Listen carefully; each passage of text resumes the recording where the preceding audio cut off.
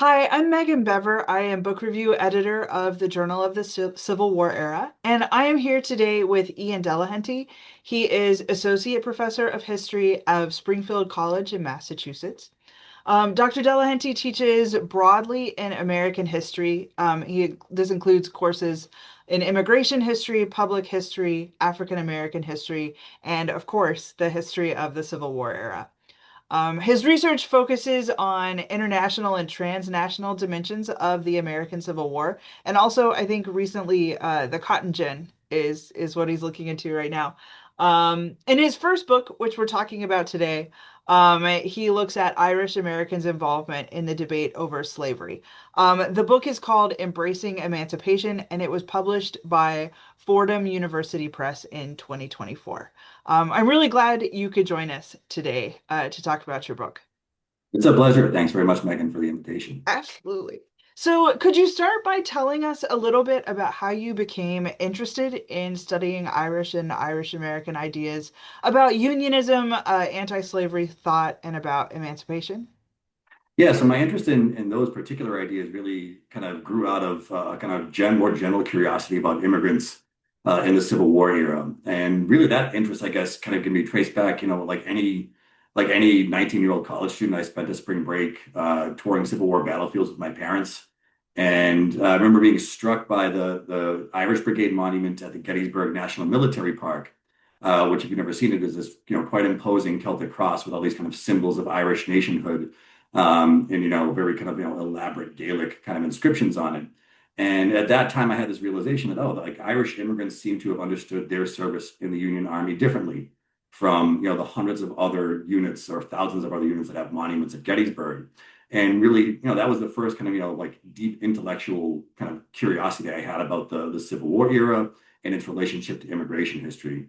And it kind of just led me down a path to asking, well, how did immigrants, and especially Irish immigrants, how did their backgrounds in their homelands and how did their kind of sustained ties to the places they left from influence the way that they understood, the terms of the American sectional conflict?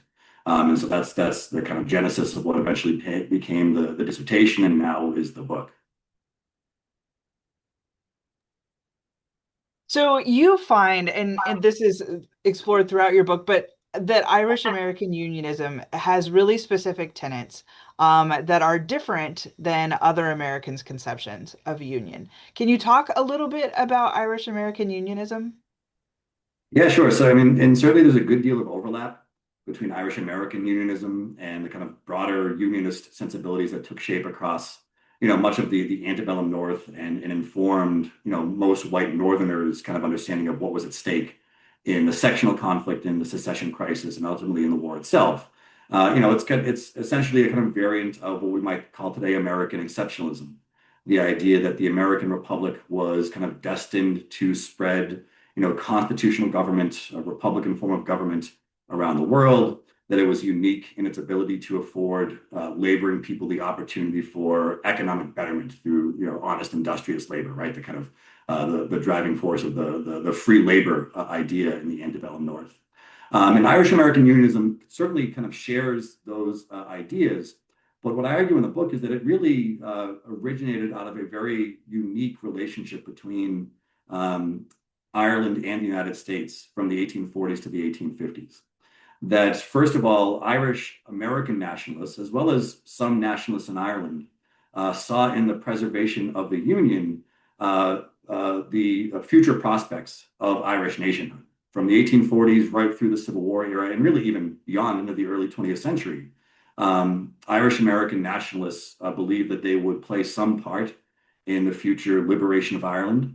And some segment of Irish nationalists shared that same belief, and that grew out of a great deal of financial contributions to Irish nationalist causes from the United States in the 1840s and 1850s.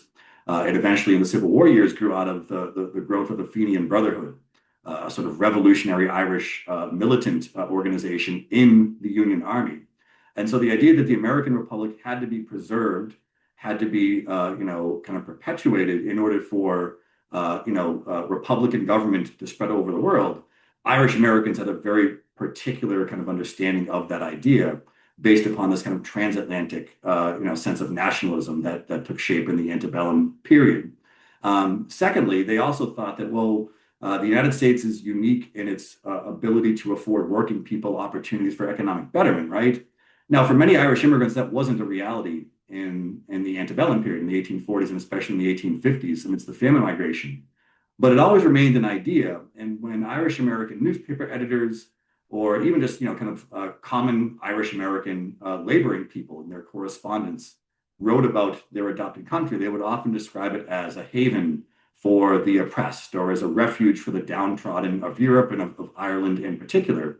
And especially during and after the potato famine in Ireland in the 1840s and 1850s, the idea that the Union might be severed, that the United States might be kind of thrown into some sort of internecine turmoil, was seen to be sort of uniquely, disadvantageous for the Irish.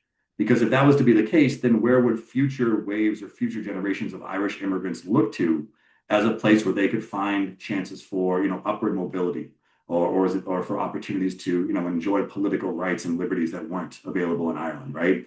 So in those specific ways, Irish American unionism kind of reflected this transatlantic tie between the United States and Ireland in the antebellum and Civil War years. And it's your argument, right, is that it's this link between sort of the destiny of Ireland and the United States that then feeds into first critiques of abolitionism and the anti-slavery movement. So could you talk a Yeah, little so bit about those? Yeah. all right, yeah. So in that sense, right, in the antebellum period, Irish American unionism kind of goes hand in hand with Irish American criticisms of the anti-slavery movement, right? If it's necessary to preserve the Union for the future interests of Ireland, for the future interests of Irish people, then most Irish Americans viewed abolitionism as a wedge, right? As something that was threatening to, tear the Union apart. Certainly, they weren't unique in that regard, right? Anti-abolitionism was a widely shared sentiment across the antebellum North, but Irish American critiques of anti-slavery also took shape as a kind of as an outgrowth, as a kind of evolution, I should say, of a distinctively Irish critique of abolitionism that originated in Ireland in the 1840s. So, in other words, you have to actually look at the history of abolitionism in Ireland, the way it intersected with nationalist politics in Ireland, and questions about freedom and economic kind of inopportunity in Ireland, to understand why Irish Americans in the 1850s viewed any form of anti-slavery, whether it was reformers like Garrison or Frederick Douglass, or whether it was kind of more moderate anti-slavery politicians like those in the Republican Party, how they came to see any type of anti-slavery as being kind of inimical to their interests as Irish people. That idea originated at first in Ireland in the 1840s and was kind of brought to the United States by the famine migrants generally, but by a particular faction of Irish nationalists specifically through the famine migration. What I thought was really interesting about the your book, and I'm going down a not really a rabbit hole, but it before we Yeah, get to the war itself, yeah, I think as someone who's not an immigration specialist, I obviously think of Irish American critiques of anti-slavery, and I'm somewhat familiar with that. But the way that you tied it, like as you said, went back to Ireland and back to the potato famine, but also tied it to like Irish critiques of British, like of the British Empire and yeah, the way that abolition is built in that. And I think, I mean, that might be a little bit more unfamiliar to some of our yeah. listeners who are more grounded in the American side of things. But could you talk about that for just a minute? Yeah, sure. And one way to get at it is to talk about how Irish Americans reacted to John Brown's raid on Harper's Ferry. And what I found in the most widely read Irish American newspaper of the Civil War era, the Boston Pilot, is that the pilot describes John Brown's raid on Harper's Ferry as like a British plot, as a British conspiracy to destroy the American Republic and to kind of attack the Irish in America in the process. And when I first kind of came across this, I said, well, this sounds like ludicrous. It sounds like kind of a modern day kind of conspiracy theory. But what they argue is that, and kind of looking at abolitionism as this thing that is kind of directed from England that is used to try to weaken, cripple American power. The ability of the United States to kind of check British influence in the Americas, especially, but also that in the process has sort of has its eyes set on Irish people in Ireland. So like during the famine, the argument made by some Irish nationalists was that British philanthropists were more concerned about the plight of African American slaves than they were about starving Irish people in their own backyard and within their own United Kingdom. Um, that idea then kind of is transferred to Irish America, where the argument is that, well, abolitionists, but also anti-slavery politicians care more about Black slaves in the South than they do about working class Irish people in the North, who are oftentimes, working in exploitative conditions and living in quite miserable circumstances, but are certainly not, treated as shadow. But nonetheless, the idea is that, well, it's all part of this kind of British, ploy against the Irish to cripple the American Republic, to kind of, weaken, lowercase r republicanism broadly, and to make sure that the United States and the Irish in America won't be able to aid and abet the cause of Irish independence from Britain. And so in 1859, when the Boston Pilot writes about John Brown's raid on Harper's Ferry as part of this British plot, they talk about how two Irish immigrants are actually killed in the Harper's Ferry raid. One was a Marine that was part of the detachment of soldiers sent to suppress the insurrection. The other is just a grocer, a kind of Irish immigrant who lives in Harper's Ferry who's caught in the crossfire.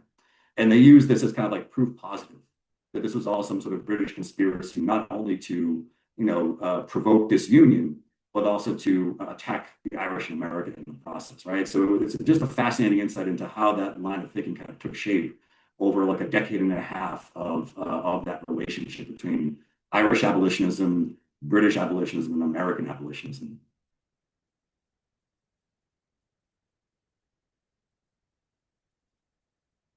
Oh, Megan, I think you're muted.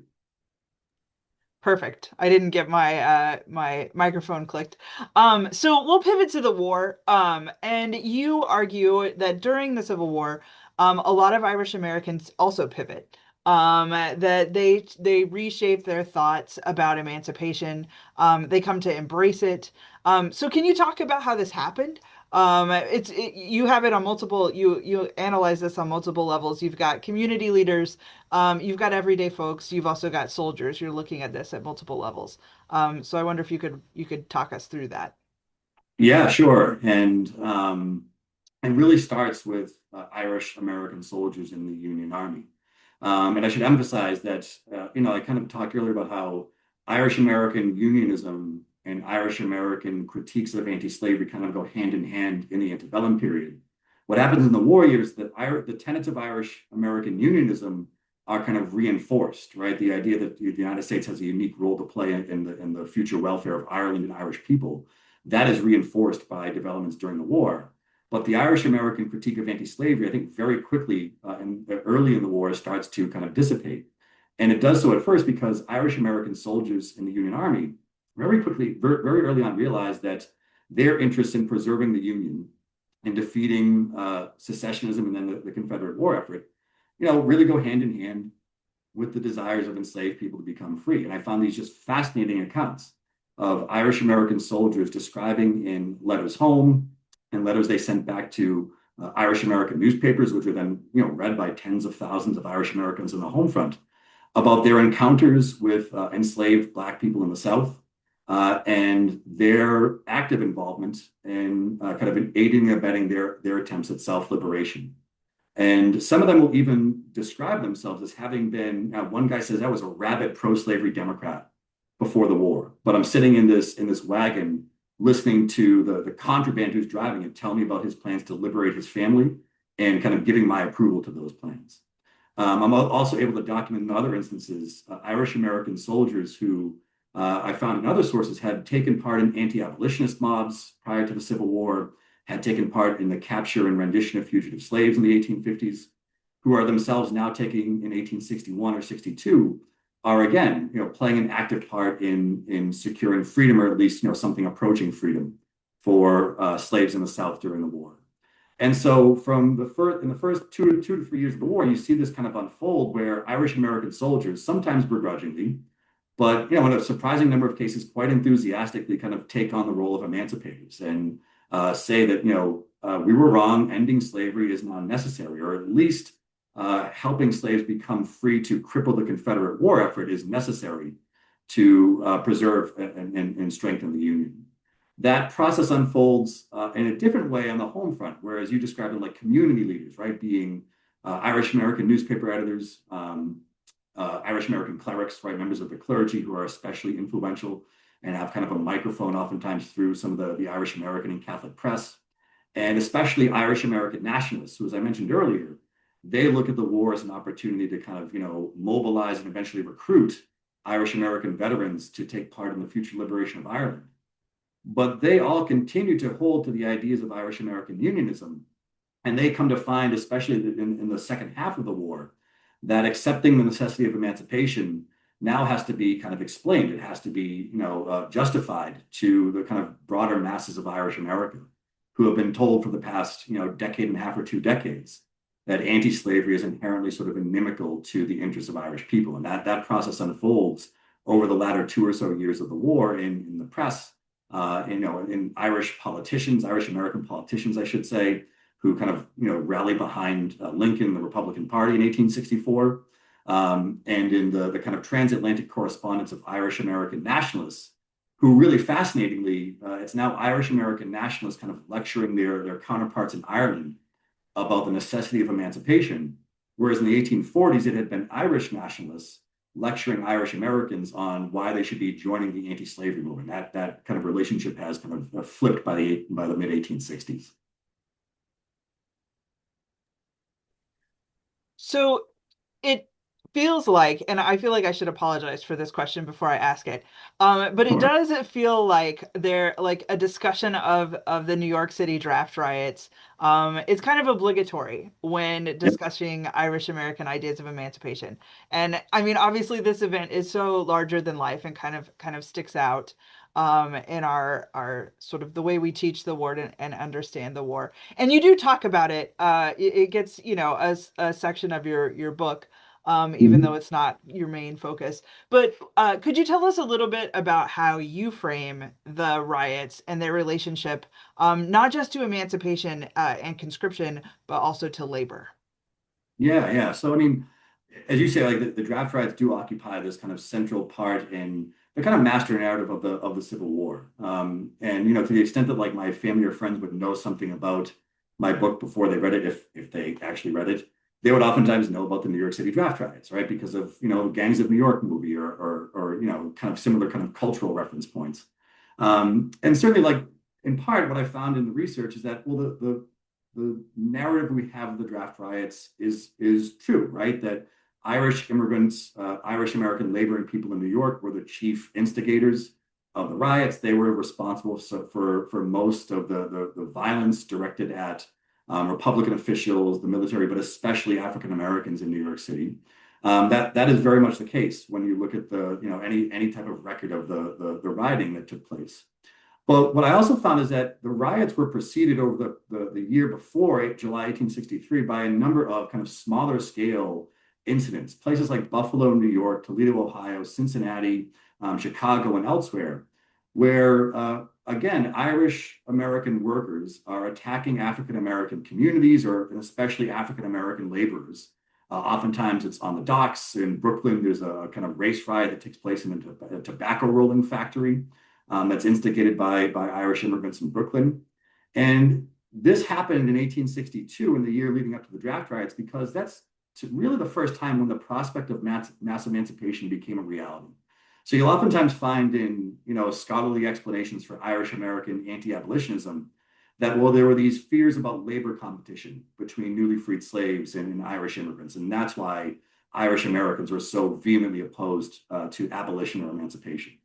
And really interestingly, I didn't find a lot of that in the 1850s or even in like the first year of the war. It's really in 1862 when, through the Confiscation Acts, through the Preliminary Emancipation Proclamation, you start to see Democratic newspapers, Irish American politicians kind of whipping up, racial demagoguery about the prospect of freed slaves coming north to take the jobs of Irish immigrants who, might have gone off to fight in the war voluntarily, but especially with the passage of the Conscription Act in 1863, are now potentially going to be compelled to go serve, right?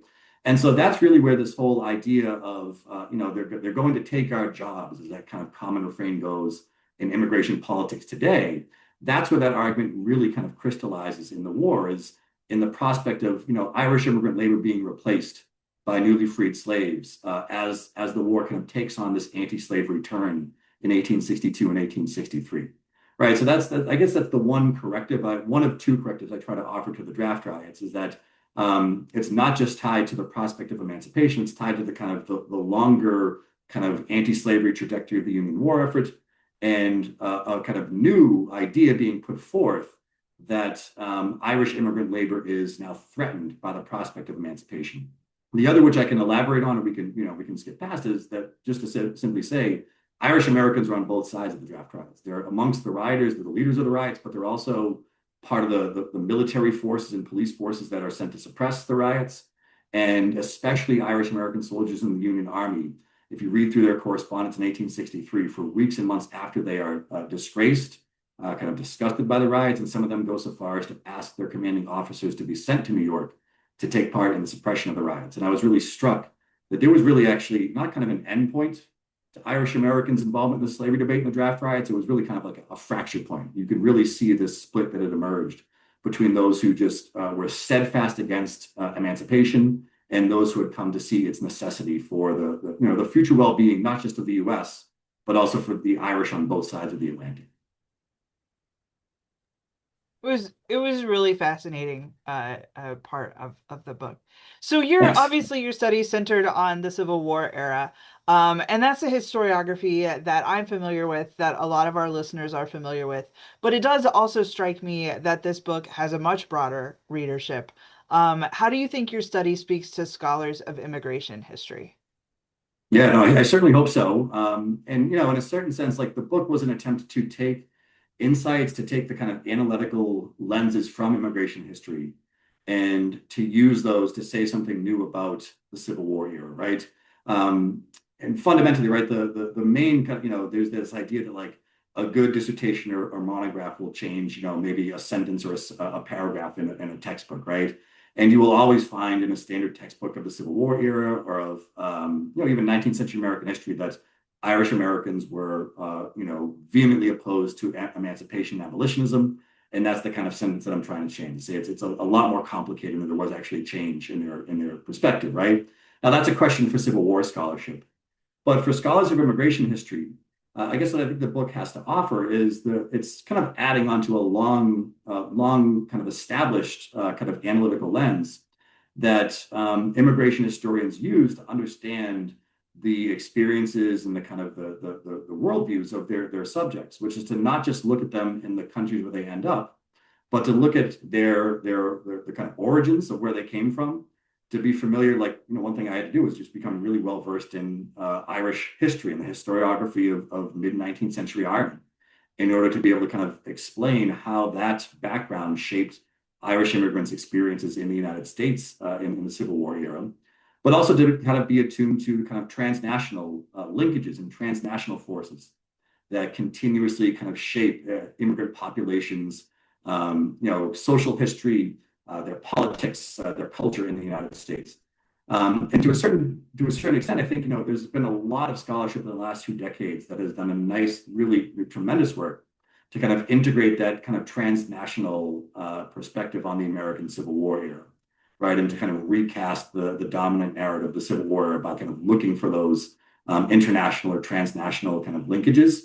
But I think we can still do even more to kind of apply those insights and those kind of methods from immigration history to reframe the way we kind of talk about, foreign-born Americans' experiences of the Civil War era. I want to thank you so much again for talking with us today about your book. I mean, it's really, you mentioned the dissertation a couple times, and I think I remember learning about this project at a Civil War, Society of Civil War Historians conference years ago, when we were both grad Yeah, students. yeah. And so it was really great to finally, to read it in book format and to see how it's developed. And I thought it was fascinating. So thank you so much for talking to us today. I I appreciate that, and it's nice for both of us to kind of be on the other side of the monograph now. Absolutely.